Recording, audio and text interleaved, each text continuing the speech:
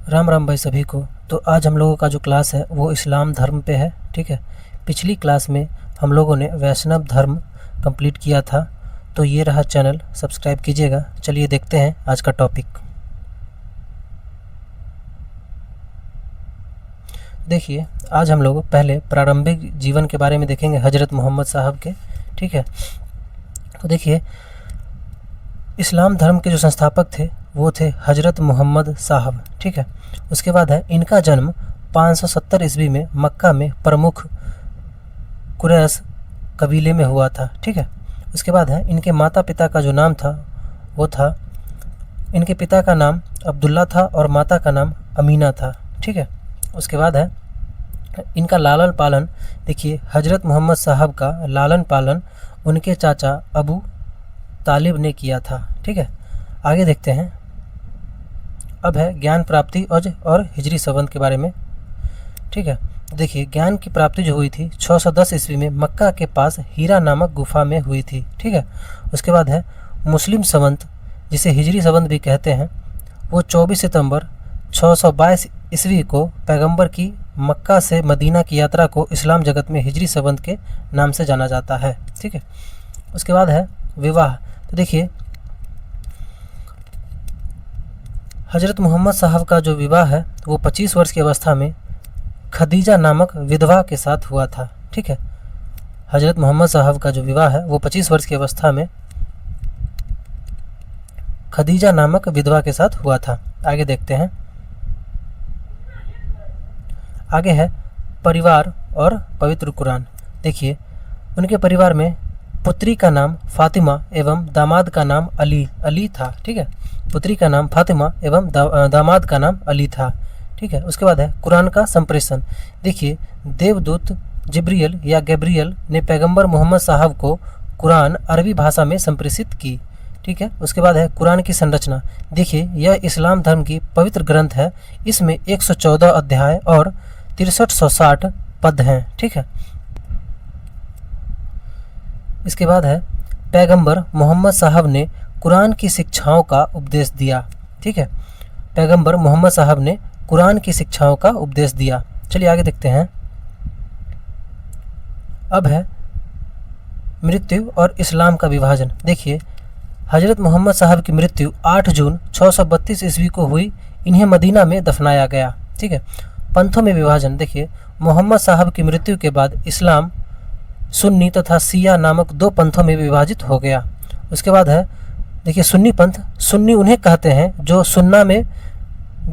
सुन्ना में विश्वास करते हैं। सुन्ना पैगंबर मोहम्मद साहब के कथनों तथा कार्यों का विवरण है। उसके बाद है, देखिए, उसके बाद है सिया पंथ और अली की शहादत। देखिए, सिया पंथ सिया अली की शिक्षाओं में विश्वास करते हैं तथा उन्हें मोहम्मद साहब का न्याय सम्मत उत्तराधिकारी मानते हैं। अली मोहम्मद साहब के दामाद थे। ठीक है, उसके बाद है अली की हत्या 661 ईस्वी में कर दी गई थी। ठीक है, अली की हत्या 661 ईस्वी में कर दी गई थी। उसके बाद है, देखिए, हुसैन। अली के पुत्र हुसैन की हत्या 680 ईस्वी में करबला इराक में कर दी गई थी। इन हत्याओं ने सिया को निश्चित मत का रूप दे दिया। उसके बाद है उत्तराधिकारी। देखिए, खलीफा और महत्वपूर्ण पर्व। उत्तराधिकारी यानी खलीफा पद और महत्वपूर्ण पर्व। देखिए, खलीफा पद जो है वो पैगंबर मोहम्मद साहब के उत्तराधिकारी खलीफा कहलाए। पैगंबर मोहम्मद साहब के उत्तराधिकारी खलीफा कहलाए। खलीफा पद की समाप्ति इस्लाम जगत में यह पद 1924 ईस्वी तक रहा। 1924 में इसे तुर्की के शासक मुस्तफ़ा कमाल पाशा ने समाप्त कर दिया। उसके बाद है जीवन चरित्र। देखिए, इब्न इसाक ने सर्वप्रथम पैगंबर साहब का जीवन चरित्र लिखा।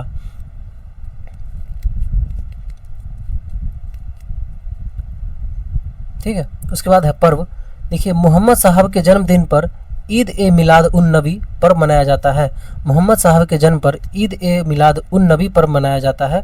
ठीक है, ये इंपॉर्टेंट है, एग्जाम्स के पॉइंट ऑफ व्यू से ध्यान में रखिएगा। मोहम्मद साहब के जन्म पर ईद ए मिलाद उन नबी पर मनाया जाता है। आगे देखते हैं। आगे है भारत में इस्लाम का आगमन और